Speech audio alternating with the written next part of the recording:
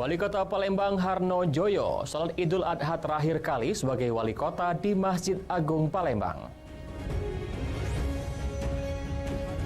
Warga stop pembangunan sumur bor di Musirawas Utara. Pemerintah Provinsi Sumatera Selatan kurban di pelosok padat penduduk.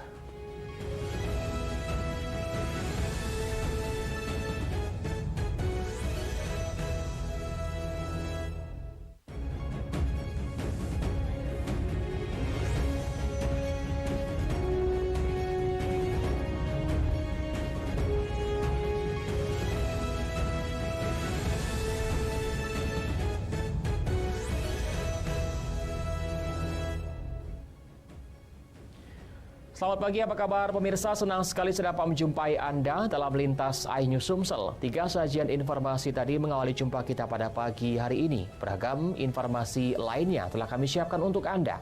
Bersama saya, Ari Kristianto, inilah Lintas iNews Sumsel selengkapnya.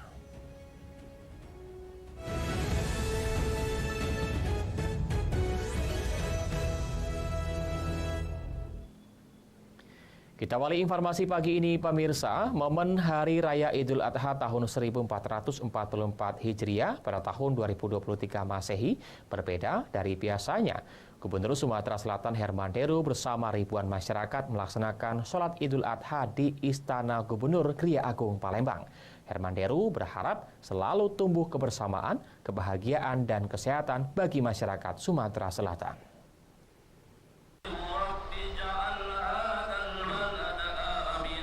Berbeda dari hari raya biasanya, Hari Raya Idul Adha tahun 1444 Hijriah tahun 2023, Gubernur Sumatera Selatan Herman Deru dan ribuan masyarakat Kota Palembang kali ini melaksanakan penghelatan sholat Idul Adha di Istana Gubernur Kriya Agung di Jalan Demang Lebar Daun Palembang pada Kamis pagi kemarin. Ribuan warga nampak memenuhi tenda dan saf sholat melaksanakan sholat Idul Adha bersama orang nomor 1 dan nomor 2 di Sumatera Selatan tersebut. Gubernur Sumatera Selatan Herman Deru menyebutkan pemerintah Provinsi Sumatera Selatan terus melakukan komunikasi kepada para jamaah haji Indonesia asal Sumatera Selatan dan mendoakan agar mendapatkan tempat yang mustajab agar selalu diberikan kebersamaan, kebahagiaan, dan kesehatan. Jadi sejak Presiden Republik Indonesia mencabut masa pandemi ini menjadi endemi, ini tentu merupakan kabar baik. Bukan hanya kita dapat menikmati kebebasan dalam beraktivitas, tapi berarti kita juga sudah menuju kesehatan yang lebih baik dan imun yang lebih baik.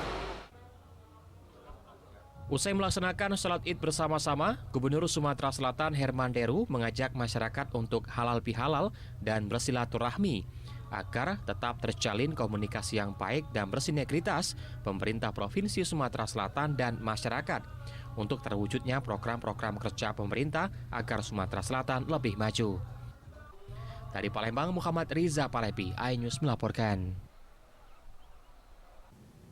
Sementara itu, Wali Kota Palembang Harno Joyo melaksanakan sholat Idul Adha tahun 1444 Hijriah di Masjid Agung Sultan Mahmud Badarudin Jayawikramo Palembang untuk terakhir kalinya sebagai Wali Kota Palembang.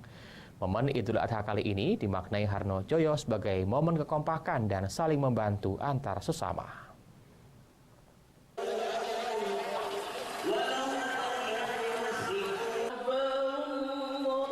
Wali Kota Palembang yang didampingi oleh para OPD melaksanakan sholat Id di Masjid Agung Sultan Mahmud Badarudin Jayawikramo Palembang. Mengingat sejarah berdirinya Masjid Agung yang juga sebagai masjid tertua di Kota Palembang, para masyarakat pun berbondong-bondong untuk melaksanakan sholat Idul Adha tahun 1444 Hijriah di Masjid Kebanggaan Wong Kito Kalo. Momen Idul Adha tahun ini merupakan momen terakhir Harno Joyo sebagai Wali Kota Palembang, karena di bulan Oktober mendatang jabatan wali kota 2 periode akan habis. Dalam sambutannya, Wali Kota Palembang mengatakan pada momen perayaan Lebaran Kurban ini merupakan momen untuk saling bahu-membahu, meningkatkan persaudaraan dan saling membantu antar sesama, tetap menjaga kekompakan menuju Palembang Emas Darussalam. Pesan kami adalah kita manfaatkan masa di hari Lebaran ini untuk terus memperteguh persatuan kita, untuk mengedepankan kekeluargaan, semangat terus, ya, kemudian dilandasi dengan dasar gotong royong untuk sama-sama membangun Kota Palembang.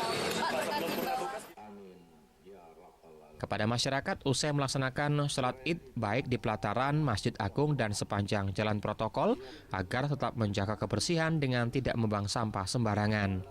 Dari Palembang, Erwin Setiawan, iNews melaporkan. Pemirsa, seperti biasanya jamaah sholat Idul Adha tahun ini jamaahnya pun membludak hingga memenuhi jembatan Ampera yang menjadi ikon kota Palembang. Kondisi ini akibat dari Masjid Agung Palembang tak mampu menampung jamaah yang sudah datang sejak subuh. Momen ini setelah pemerintah berlakukan dan memperbolehkan pelaksanaan sholat id.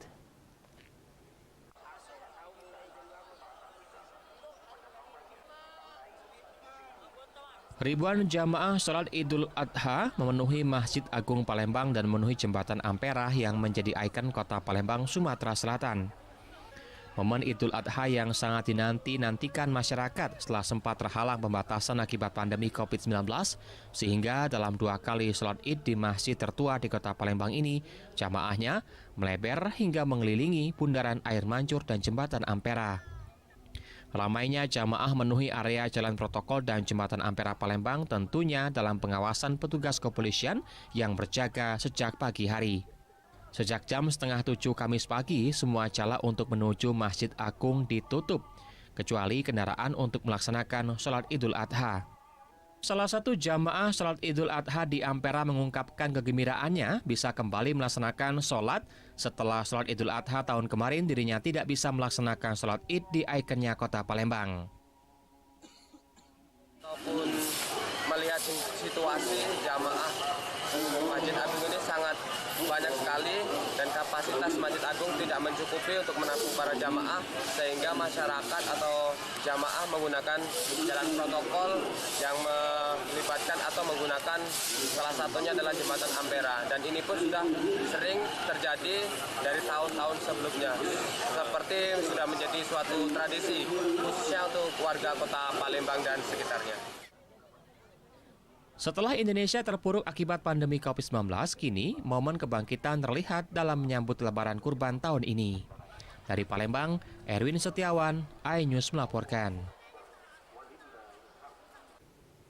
Momen Hari Raya Idul Adha dimanfaatkan pemerintah Provinsi Sumatera Selatan dengan menyalurkan ratusan hewan kurban ke sejumlah masjid yang berada di kawasan padat penduduk. Gubernur Sumsel Hermanderu menyebutkan hewan kurban diharapkan dapat menambah asupan daging untuk protein masyarakat.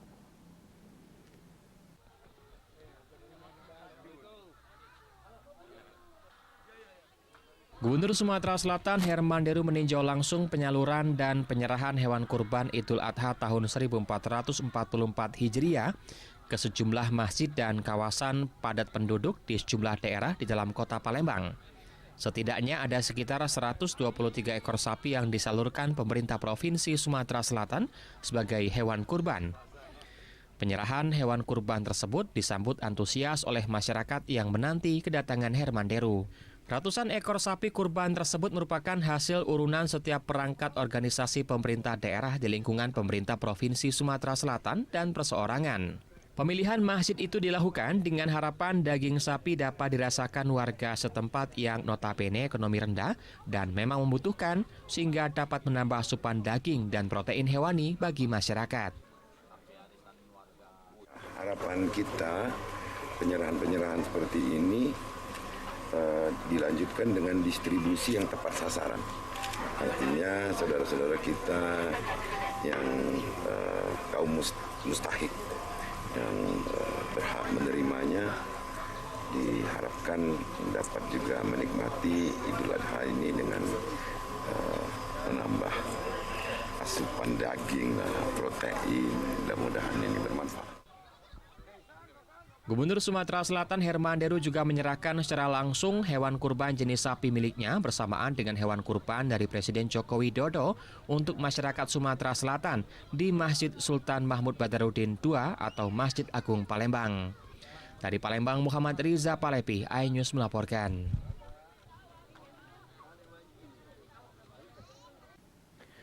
Momen perayaan Hari Raya Kurban tahun 2023, Flores Ogan Komering Ilir menyembelih sebanyak 20 ekor hewan kurban yang terdiri dari sapi 8 ekor dan 12 ekor kambing. Hewan kurban ini dipotong usai sholat Idul Adha pada Kamis pagi kemarin dan dagingnya dibagikan kepada masyarakat.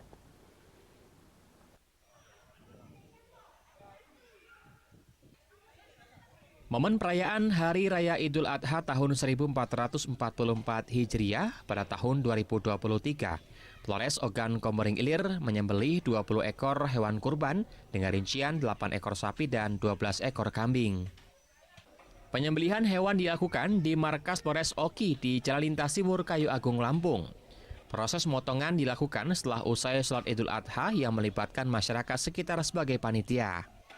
Dikatakan oleh Wakapolres Ogan Komering Ilir, Kompol Imanu Hadi Akbar, 12 ekor kambing, 3 diantaranya diserahkan kepada pondok pesantren, 1 di Masjid Muslimin, dan 2 ekor lagi diserahkan kepada Ikatan Mahasiswa Oki.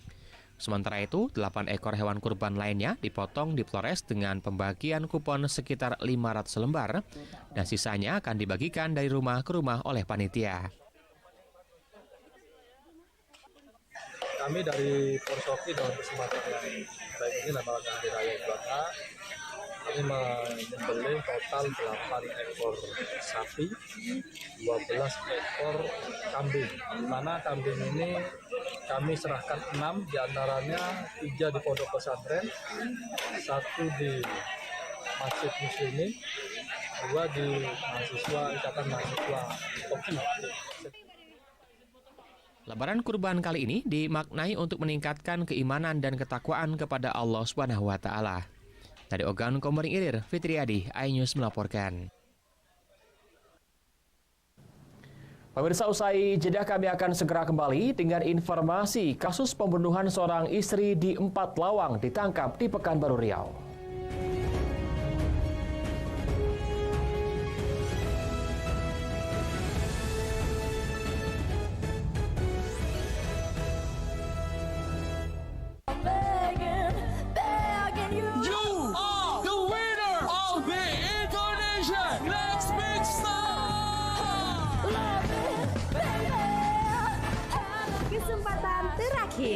Ikutan audisi online jadi bintang internasional. Ayo buruan, masih ada kesempatan untuk upload video menyanyimu sekarang juga di RCTI Plus. Hanya yang terbaik yang akan menjadi The Indonesian Next Big Star selanjutnya. Liga Futsal Nusantara 2023 hanya di MNC TV.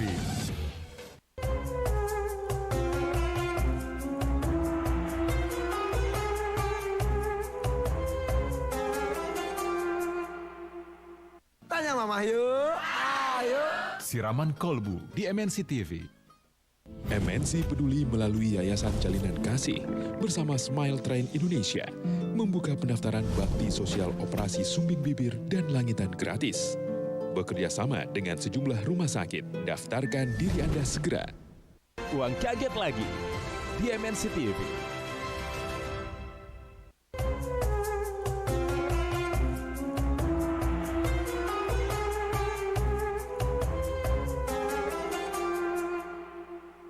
Check me out Indonesia di MNC TV. Bersin tenggorokan gatal, pilek, dan batuk tidak berdahak juga. Kamu butuh Fix Formula 44. Sirupnya yang menghangatkan tenggorokan, melegakan tenggorokan gatal, bersin, pilek, batuk tidak berdahak. Fix Formula 44. 4 gejala. Lega. Family 100 di MNC TV.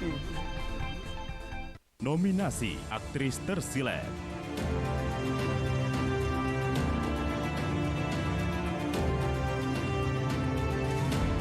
Nominasi aktor tersilet.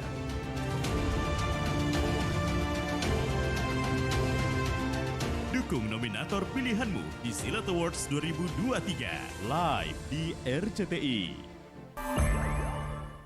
Tanya Mama yuk. Ayo. Siraman kolbu di MNC TV.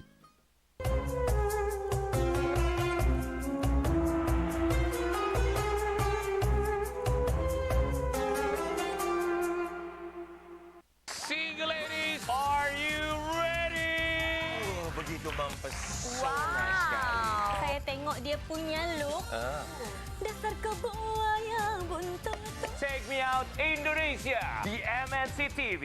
Yuk bisa yuk, babak penentuan nih. Terus, nah, maju. Nah, kiri. And, go.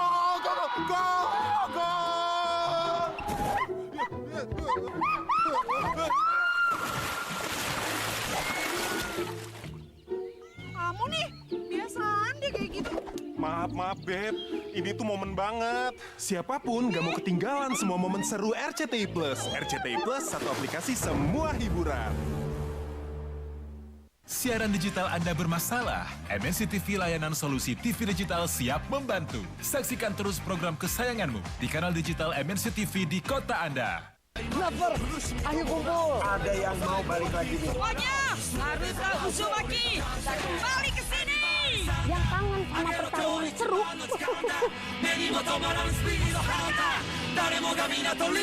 Dan jurus-jurus paling jitu. Naruto Shippuden. Setiap hari hanya di GTV. Naruto Shippuden. Setiap hari hanya di GTV. Single ladies, are you ready? Begitu mempesona sekali. Saya tengok dia punya look. Dasar kebuaya buntut. Take Me Out Indonesia di MNC TV. Ada anak. Pacaran. Terus putus sudah lama. Tapi orang tua keduanya nggak mau putus. Yang kawin anaknya apa emaknya?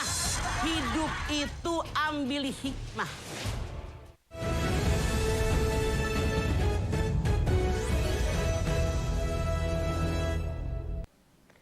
Anda masih bersama kami di Lintas iNews Sumsel. Pemirsa, warga desa Belani, Kecamatan Rawas Ilir, Kabupaten Musirawas melakukan penyetopan sementara aktivitas kegiatan proyek pembangunan sumur bor milik PT Serelaya Merangin II.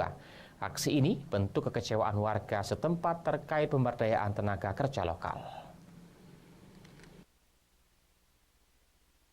Aksi protes warga hingga berujung ke penyetopan aktivitas kegiatan proyek pembangunan sumur bor milik PT Serelaya Merangin II yang bekerja sebagai perusahaan minyak dan gas bumi yang berada di Desa Belani, Kecamatan Rawas Ilir, Kabupaten Musirawas Utara. Warga Desa Belani melakukan penyetopan sementara aktivitas proyek yang dikerjakan oleh subkontraktor PT Serelaya Merangin II, yakni PT Devi Mandiri yang bekerja sama dengan CV Soma. Penyetopan sendiri akan berlangsung hingga adanya keputusan resmi dari PT Serelaya Merangin II terkait pemberdayaan tenaga kerja lokal. Sempat terjadi ketegangan antara warga dengan koordinator PT Devi Mandiri melalui CV Soma. Warga menganggap mereka tidak diajak untuk bekerja dan menganggap PT Serelaya tidak adil terhadap mereka dan lebih mementingkan orang-orang tertentu saja. Yang kami permasalahkan di sini sistemnya yang tidak berpihak kepada kami orang kecil. Makanya katakanlah ini aksi bahwa ini kedepannya kan harapan kami diadakan pembicaraan lagi oleh pihak perusahaan sama pihak Trifika lah. Itu sama-sama nalak solusi, jangan kami disudutkan. Ya, apalagi sampai perlakuan diskriminasi. Itu harapan kami. Penyetopan aktivitas tersebut terus dilakukan apabila tuntutan masyarakat tidak diindahkan. Dari Musirawas Utara, Faizal Agustiawan, iNews melaporkan. Setelah sempat buron selama 2 bulan, pelaku pembunuhan terhadap istri sendiri di 4 Lawang berhasil diringkus petugas Reskrim Polres 4 Lawang. Pelaku ditangkap di Pekanbaru Riau.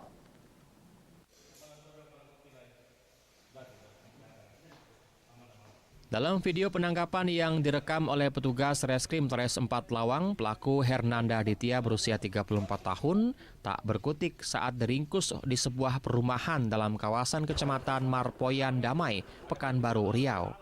Hernanda Aditya ditangkap karena telah melakukan tindak pidana pembunuhan terhadap istrinya sendiri RN di rumahnya di Desa Talang Padang, Kecamatan Paiker, Kabupaten Patlawang pada 29 April 2023 lalu. 2 bulan menjadi buronan polisi, tersangka kabur dan berhasil ditangkap tanpa perlawanan. Diakui tersangka dirinya kesal dan tersinggung dengan perkataan istrinya untuk minta diambilkan sayur-sayuran di kebun. Karena masih capek, pelaku menolak dan terjadi keributan mulut. Dengan penuh emosi, tersangka lantas mencabut pisau di pinggangnya dan menikam perut korban beberapa kali hingga korban tewas di tempat. Mayat korban kemudian diseret tersangka ke pinggir jurang dan ditutupi dengan rumput dan dedaunan.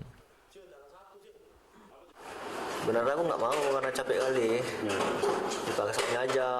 Jadi sampai lokasi itu, aku terduduk, nggak bantuin kan. Dia marah-marah terus, dimakinya aku, diusirnya. Jadi dia bilang kalau nggak mau bantu aku ya udah biar aku suruh laki yang lain bantu aku katanya.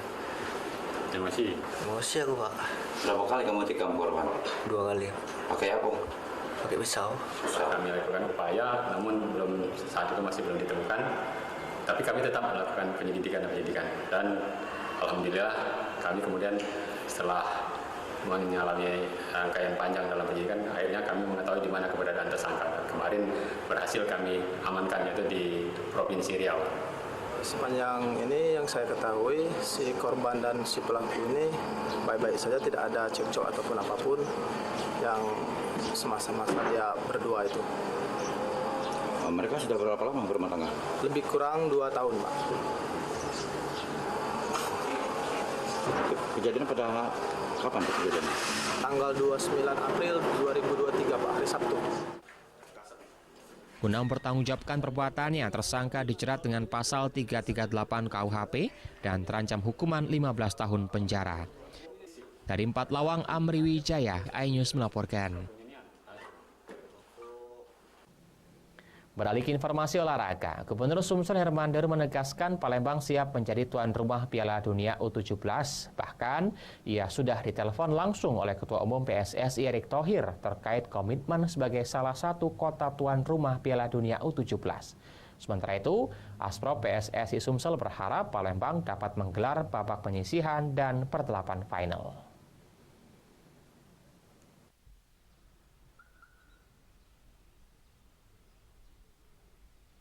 Stadion Gelora Sriwijaya Jakabaring Palembang yang sebelumnya menjadi venue Piala Dunia U20 memang batal diselenggarakan. Namun publik Bumi Sriwijaya kini memiliki harapan baru terkait penunjukan Piala Dunia U17 oleh FIFA kepada Indonesia. Stadion GSC digadang-gadang akan menjadi venue Piala Dunia U17. Hal ini diungkapkan oleh Gubernur Sumsel Herman Deru pada Rabu sore. Menurutnya, Palembang siap menjadi tuan rumah setelah ia ditelepon langsung oleh Ketua Umum PSSI Erick Thohir terkait dengan venue Piala Dunia di stadion berkapasitas 23.000 penonton ini. Stadion yang berstandar FIFA dan hospitality yang tersedia diyakini mampu meloloskan Stadion Gelora Sriwijaya Jakabaring Palembang dipilih oleh FIFA. Sementara itu, Asprop PSSI Sumsel meyakini Palembang termasuk venue Piala Dunia U20 karena infrastruktur yang tersedia kini membanggakan. Indonesia sudah jadi tuan rumah lagi, Pak? Apa Palembang? Diam-diam ya? Diam-diam. Aku sudah ditelepon Pak Erik. Insya Allah Sumsel jadi tuan rumah. Pak, ada keinginan untuk jadi tuan rumah pembukaan awal? Ya, kita lihat ya paling tidak kan Sumatera Selatan dapat babak penyisihan sampai dengan babak 8 besar gitu. Walaupun dia U17, ini juga tetap merupakan turnamen bergengsinya FIFA. Agenda 2 tahunannya FIFA. Pemerintah Provinsi Sumatera Selatan juga berharap penunjukan tuan rumah Piala Dunia U17 lekas diputuskan agar persiapan lebih matang lagi. Dari Palembang, Bambang Irawan, iNews melaporkan.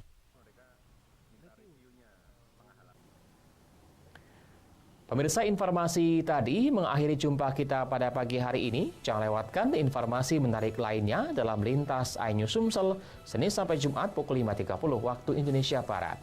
Saya Ari Kristianto mewakili teman-teman yang bertugas mengucapkan terima kasih atas kebersamaan Anda. Selamat pagi dan selamat beraktivitas.